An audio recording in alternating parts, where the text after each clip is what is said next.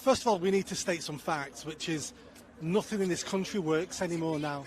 None of the institutions, none of the police forces, none of the NHS trusts, nothing works. But let's have a look at GMP. Somebody said before, how do we change? How do we reform GMP? Well, it starts by holding the senior officers accountable. We don't hold anyone accountable who works for us. Anybody who works for any public organisation, any part of the civil service, any council, no one's ever held accountable. When was the last time we sacked anybody in one of the top layers of any of our government departments? And the answer is we never do it. It's all cover-up. And the reason why people will cover it up is because they expect the people under them to cover up their mistakes 10 years later. So it's a culture of covering everything up. What we need to do is we need to hold two people accountable for this. It's the Chief Constable and it's Andy Burnham, the Mayor.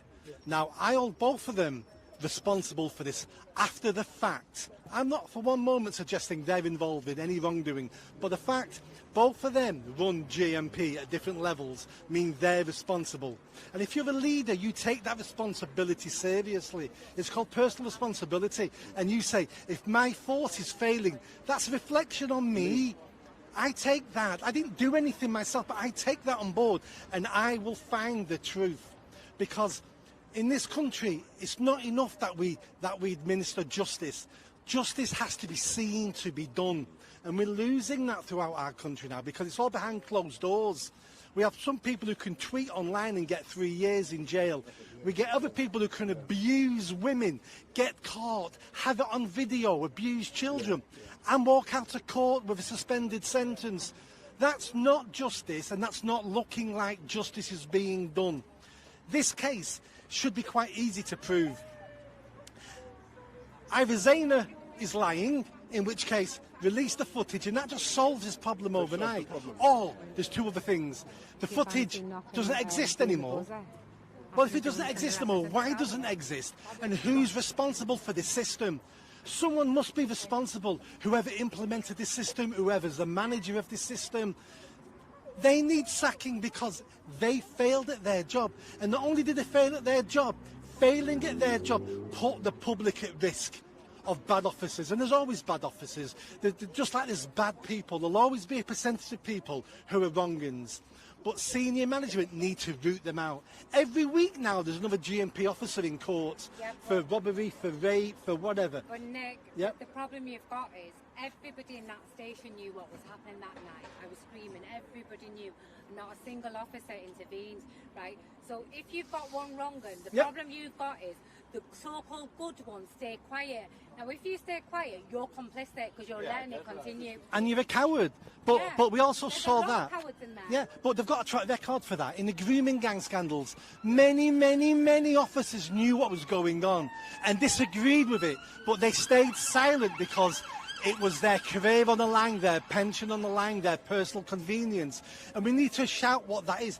And that's cowardice.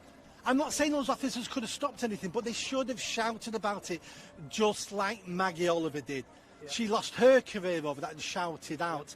And again, so the Chief Constable needs to be held accountable. He needs to be sacked. And Andy Burnham also needs being held accountable, and he needs voting out in the next election. But at every election with Andy Burnham, he wins again with a huge majority. Is this if the people are saying to him, you're doing a great job, where everything around us is collapsing? And my final point is this: how do we get rid of Andy Burnham and the Chief Constable? Well, it's easy. It's down to you.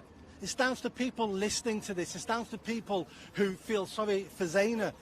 It's down to you. It's about voting differently. I'm not going to tell you who to vote for, but you need to vote differently, because unless we get a different class of politicians, nothing will change. They won't change themselves and they won't sack themselves. We need someone better in the Mayor's office who will start sacking the Chief Constable, and everything will start improving quite quickly. But specifically going back to Zaina's case, what was it about what she has alleged that jumped out at you, that made you believe that she's telling the truth? We met, she showed me the evidence, I went through all the missing evidence.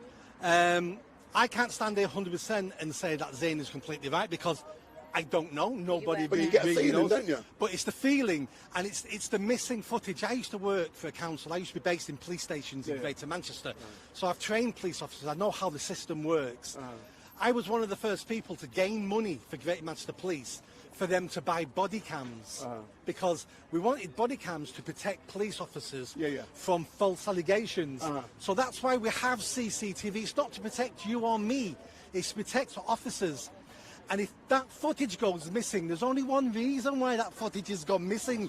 And it's not to protect you and me. It's to protect the officers, because that's what they were there in the first place to do. So if that footage is really corrupted, and let's say it was all a genuine mistake, let's say that's a possibility, I still want whoever runs that department sacking, because they run an incompetent department that puts us at risk. So either way, they're incompetent and someone needs to lose their job. But the more this goes on, the more it looks like there's something going on here that we can guess, we can presume, we know. can smell a rat and it smells stink, innit? Exactly. If it walks like a duck, talks like a duck, at some point we think that's a duck. And that's what we're beginning to think here. Justice needs to be seen to be done to keep the public on side. Otherwise, Greater Manchester Police then is the Gestapo, the checker.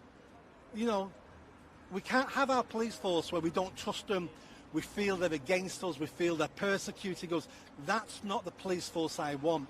I want a police force by the people, for the people, who put us first, who will turn around to corrupt politicians and say, no, I'm not doing that, sack me, and I'll see you in the press, because I'm not willing to guard Auschwitz. I'm not willing to be one of those police officers. I'd rather lose my job and stack shelves at Tesco's than be that sort of police officer you want me to be. Earlier on, we heard there is a need to reform from the top the police force or the police service in this great city. But what does reform look like? What will it look like? I don't think anyone can answer that. I think, does the whole thing need reforming? Probably not. What needs reforming is the top layer. They become too politicised.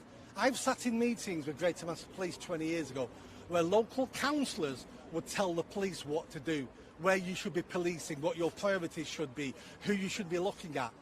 And I was sat there going, why is it down to politicians to tell an independent police force what to do? They should be held accountable by politicians by saying things like, burglary is going up. What you're doing about burglary, not by saying you need to look at that person, I want him off the streets. It's all become too political. Thank you very much.